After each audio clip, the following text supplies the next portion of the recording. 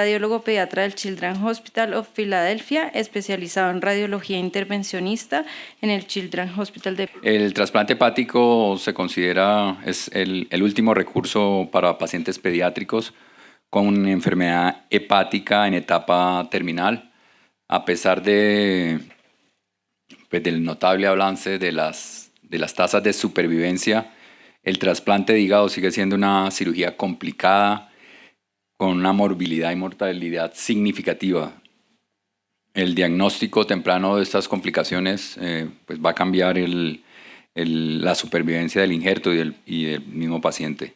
Entonces, tener en cuenta que usualmente la presentación de estas complicaciones son inespecíficas y las imágenes juegan un papel importante.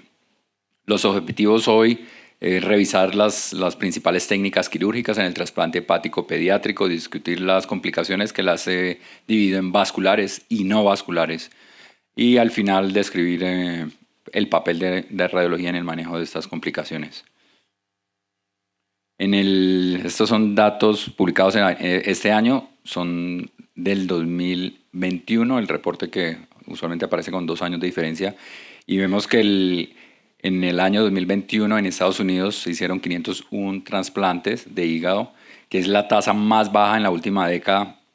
Vemos que en estos 2-3 últimos años ha descendido levemente, se piensa que efectos del COVID, y vemos que la mayoría de los donantes son cadavéricos. Estos son datos del Instituto Nacional de Salud de Colombia del 2022, donde vemos que el hígado es el órgano trasplantado, el órgano más trasplantado, seguido después por el riñón. Y tenemos las 2 instituciones que tienen más trasplante, que son la Fundación Cardioinfantil y la Valle de Lili en Cali. Se hacen aproximadamente 79 pacientes de trasplante y vemos que en este caso la mayoría son de donante vivo. ¿Cómo se asignan esos órganos? Esos candidatos se van a determinar por la gravedad del paciente, no es por el tiempo de espera. Existe una escala numérica que se basa en la albúmina, en el INR, en la bilirrubina, que nos va a dar un número y habla de la supervivencia al año. Entonces, dependiendo de ese número, ese paciente que entra en esa lista se mueve hacia arriba y va a determinar en qué momento se obtiene el trasplante. Una política que en Estados Unidos empezó a implementarse en el año 2020 es que si hay un trasplante, hay un hígado disponible pediátrico, la prioridad en un área de 500 millas va a ser para ese niño antes de ofrecérselo al adulto. Desde esta implementación, la mortalidad en la lista de espera ha disminuido. La supervivencia en general es mucho mejor para los injertos de donante vivo comparado con el receptor de donante fallecido cadavérico. La indicación más frecuente para trasplante de hígado sigue siendo la atresia biliar, es aproximadamente el 33%. Antes era mucho mayor la atresia biliar. En ese momento, indicaciones metabólicas e incluso por cáncer han aumentado. Como les comentaba, existe una variedad de técnicas quirúrgicas utilizadas en los trasplantes de hígado pediátrico. Los más comunes son el hígado completo, el hígado dividido de donante cadavérico. Entonces tenemos que se divide ese hígado y ese hígado va a servir para 2 receptores. En general, el del lado izquierdo es el que se prefiere para niño y el del lado derecho para adulto. Y tenemos el de donante vivo, igualmente en general son el segmento lateral izquierdo, el que se dona a los niños, son segmentos 2 y 3, ahí les ven en la gráfica los segmentos, cómo se dividen, básicamente divididos por las venas hepáticas y según el nivel con respecto a la porta. Pero es el 2 y el 3 que usualmente se utilizan en los niños. Si ya es muy grande, eventualmente pueden utilizar del lado derecho. Entonces tenemos que la mayoría de tipos de trasplante en Estados Unidos son de hígado completo, de hígados cadavéricos, y vemos que en esta última década no ha cambiado. A pesar pues, de todas las políticas de donación, no ha cambiado estos números. Ya hablando de las técnicas quirúrgicas, entonces dependiendo del hígado que se obtenga, las anastomosis pues van a ser diferentes. De un hígado completo, en general, las anastomosis vasculares van a ser terminales. Eh, tenemos la vena hepática, la arteria hepática, perdón, la vena porta, van a ser en general terminales. En ocasiones hay necesidad, si es muy corto, se puede utilizar un injerto, y entonces hay dos anastomosis. Las anastomosis biliares en un hígado completo puede ser terminal, pero en los niños, si es por una atresia biliar, entonces este niño tiene una enfermedad del colédoco usualmente, o hay una discrepancia, tenemos un hígado adulto con un hígado, pues un niño receptor, la discrepancia del calibre se hace en la necesidad de hacer una colédoco-yeyunostomía. Cuando es hígado parcial, siempre se va a hacer el hígado, la anastomosis, una colédoco-yeyunostomía, y la anastomosis de las venas hepáticas usualmente se deja una porción es algo de la vena cava inferior que se une a un muñón de la vena hepática, se dice la técnica de piggyback, ya como atuntún. Entonces primero voy a hablar de los hallazgos normales que vamos a ver en estos pacientes, o los hallazgos frecuentes. El ultrasonido Doppler es el más frecuente, se debe tener un protocolo estandarizado.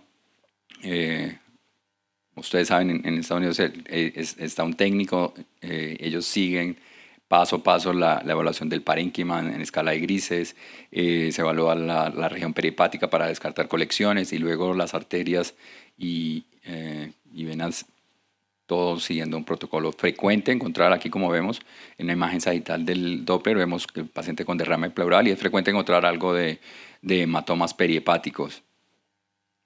En la arteria hepática, entonces, ¿qué vamos a evaluar? Usualmente se evalúa la anastomosis, se evalúa la arteria hepática extrahepática, tenemos evaluaciones de la arteria intrahepática derecha e izquierda. En general, los valores para recordar, tanto el índice de resistencia y los valores picos sistólicos, son, pues, recordar el 5 y el 8, o sea, son 0.5 y el 0.8, y los valores sistólicos, pico sistólico, velocidad pico, velocidad sistólica máxima, es entre 50 y 80 centímetros por segundo. Es un ascenso rápido, como vemos en la figura, una aceleración. Es frecuente por el edema a nivel de la anastomosis encontrar índices de resistencia altos, usualmente es transitorio, y importante correlacionar con el flujo, que haya un flujo diastólico continuo. En el momento que se asocia ese índice de resistencia con disminución del flujo o con ausencia, empezamos a tener en cuenta que de pronto hay algo más, no solo ese edema. La vena porta, este es de un hígado parcial, se forma como una C, una imagen de C. Es el flujo, como pueden ver en el análisis espectral, es un flujo hacia el hígado, hepatopetal, monofásico. Pues para los pediatras, miren la escala, pues en este momento la estamos viendo rojos, y uno mira la escala a la izquierda, ve que el rojo está en la parte superior, pero uno puede invertir, puede ser azul o rojo. El punto es que aquí vemos claramente que el flujo se acerca hacia el transductor, o sea, va hacia el hígado, que es lo que esperamos. Es frecuente, como les decía, en un hígado adulto con la vena porta del receptor de un niño puede haber una discrepancia en el calibre, no confundirlo eso con una estenosis. Hay los valores, a nivel de la anastomosis uno puede ver un flujo turbulento. Usualmente los valores de la velocidad son de 40 a 60, y a nivel de la anastomosis hay un aumento con respecto al valor pre-anastomótico, usualmente menor de 2-3 veces.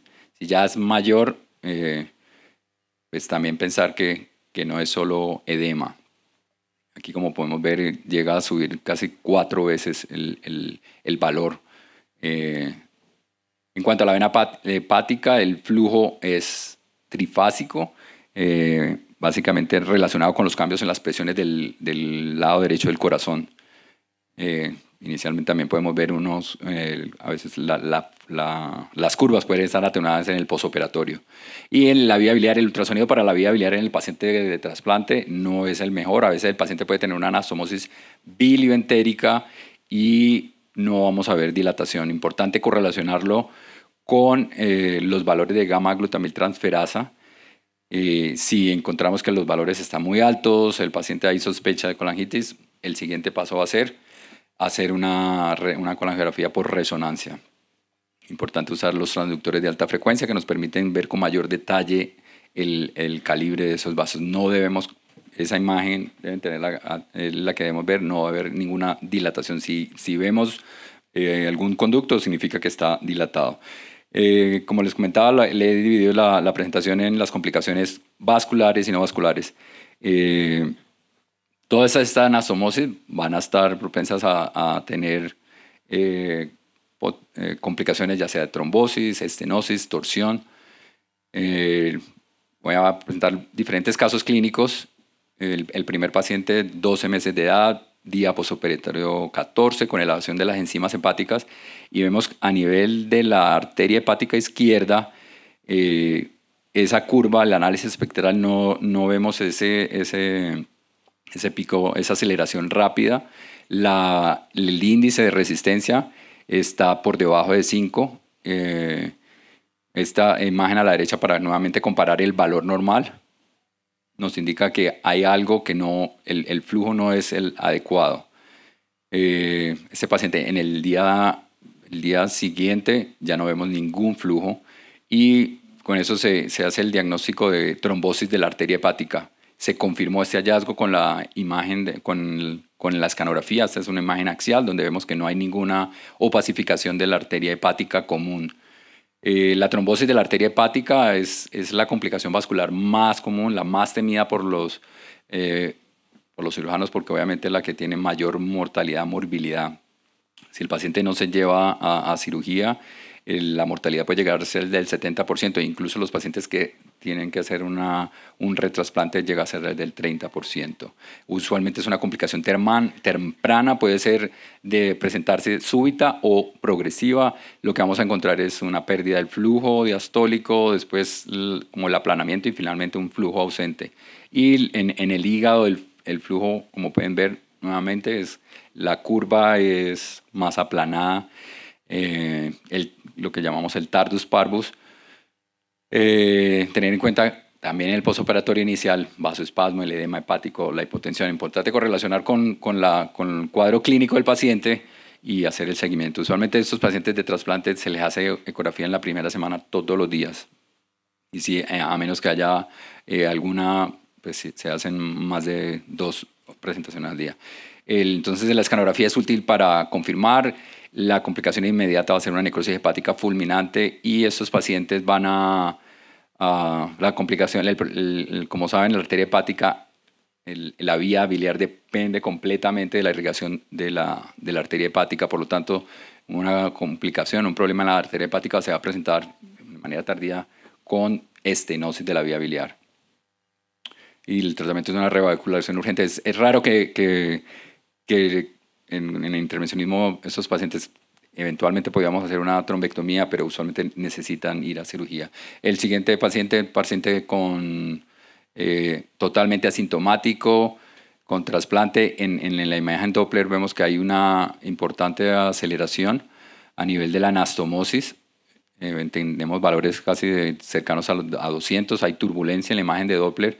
Y a nivel intrahepático nuevamente vemos una curva anormal, una curva de tardus parvus con un tiempo de aceleración mayor a 0.8 y unos tiempos de resistencia menores de 0.5.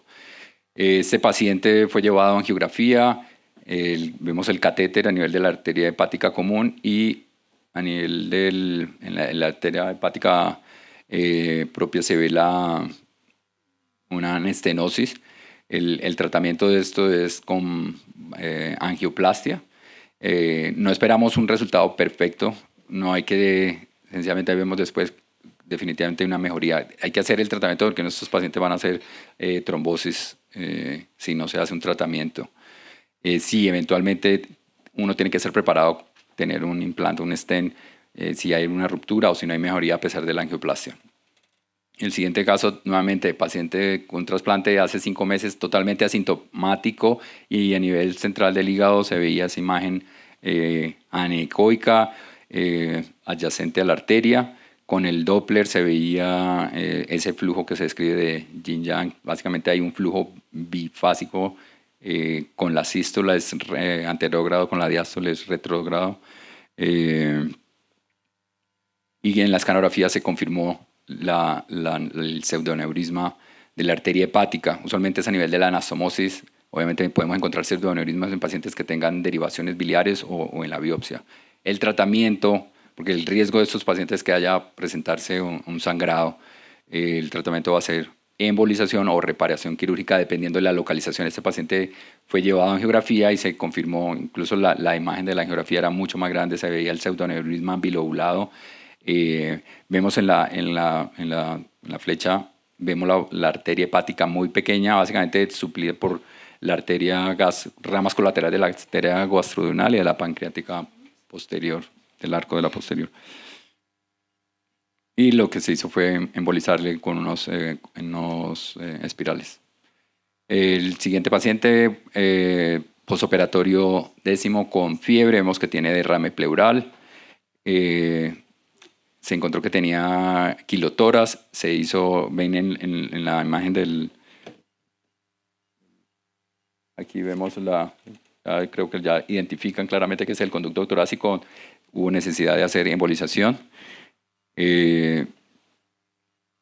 Al siguiente día, era en el día 10, se hizo el seguimiento, el paciente aumentó tuvo aumento de los valores de las enzimas hepáticas y ya en este caso vemos que no hay flujo. No hay flujo aquí a nivel de la vena porta, confirmando el diagnóstico de una trombosis de la vena porta.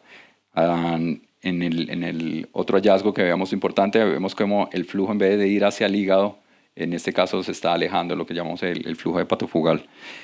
Igual tiende a ser, entonces no vemos flujo, la forma, la morfología de la onda es de baja amplitud y el trombo a veces no lo podemos ver porque puede ser completamente anecoico, la importancia de hacer siempre el Doppler color.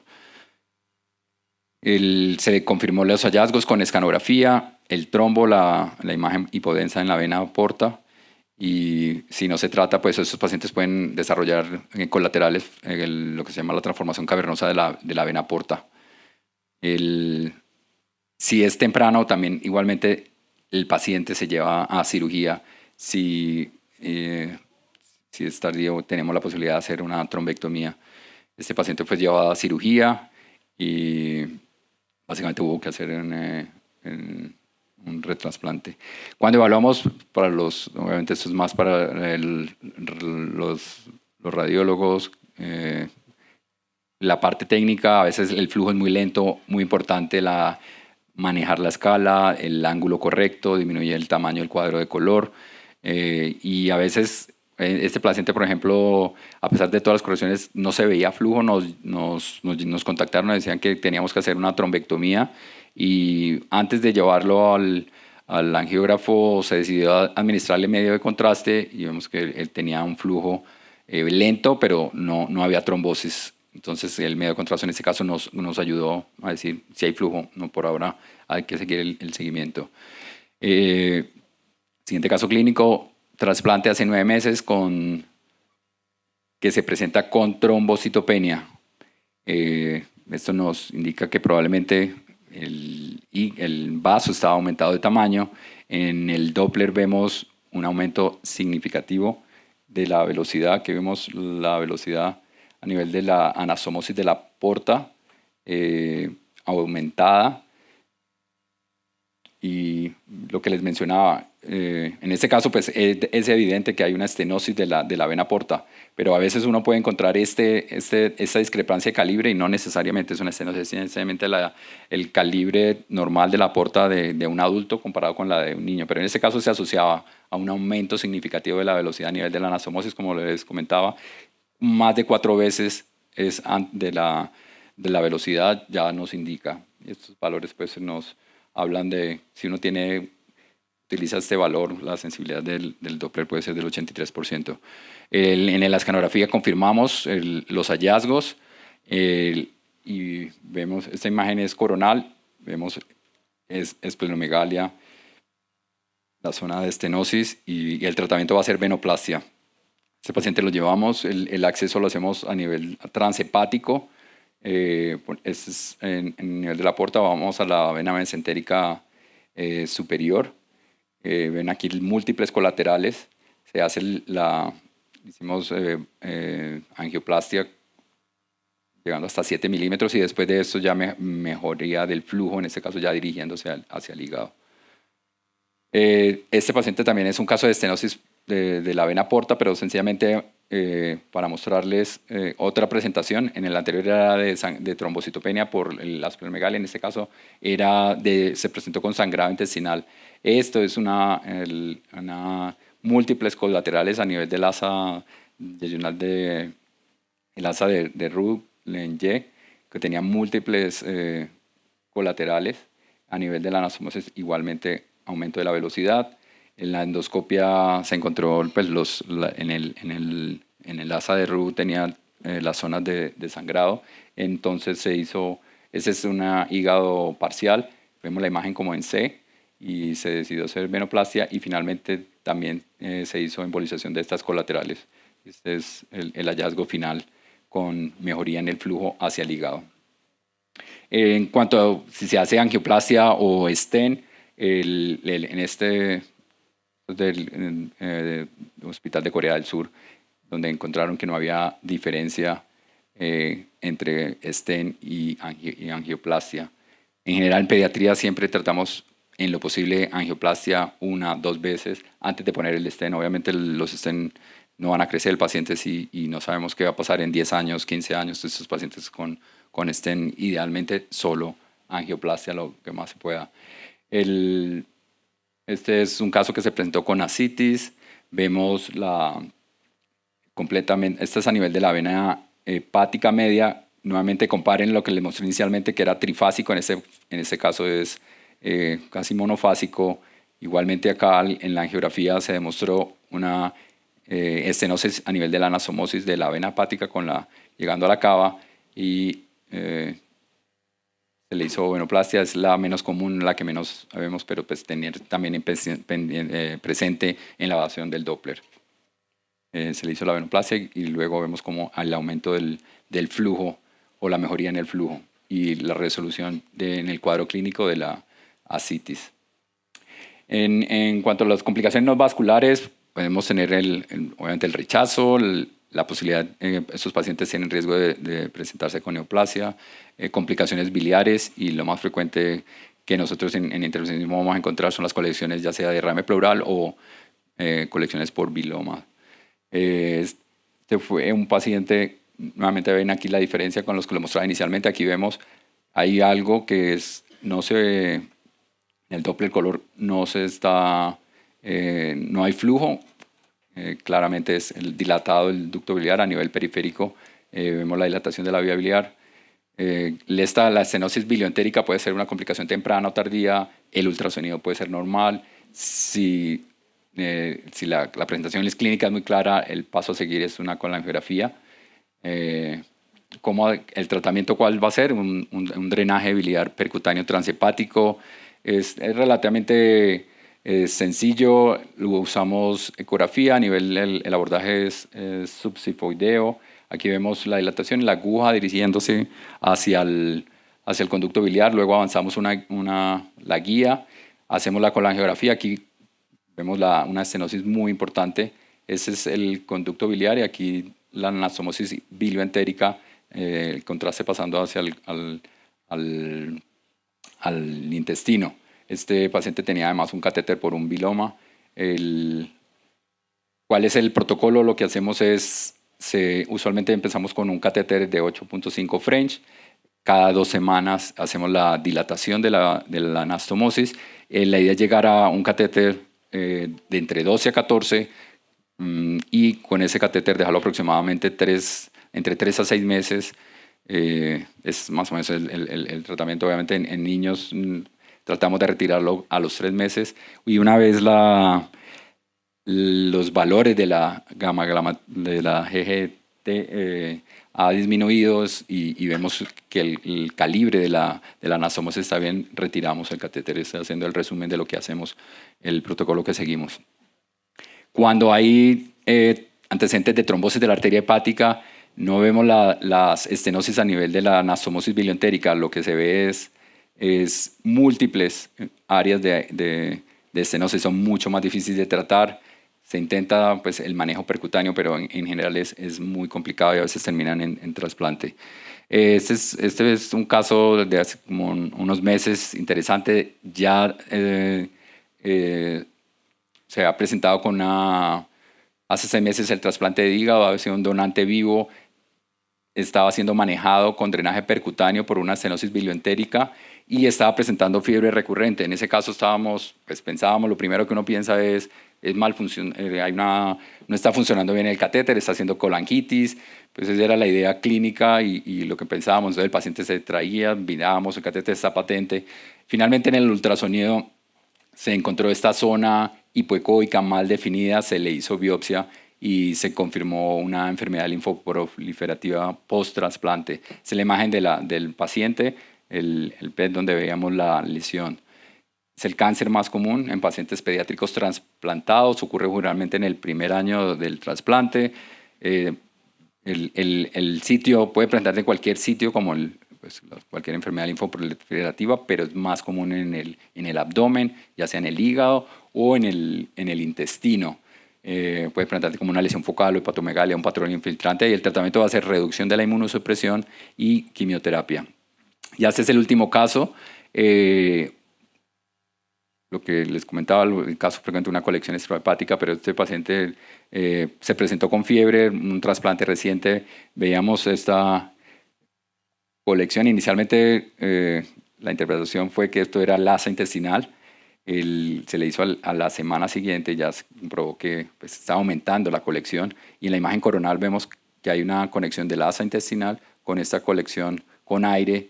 Había una perforación a nivel del intestino y hubo necesidad de poner 3 catéteres. Finalmente el paciente evolucionó. En conclusión, pues las imágenes tienen un papel muy importante en el manejo de las complicaciones. El diagnóstico temprano de estas complicaciones es crucial para la supervivencia del injerto y pues la radiología intervencionismo hay un papel importante en las complicaciones vasculares y no vasculares. Muchas gracias.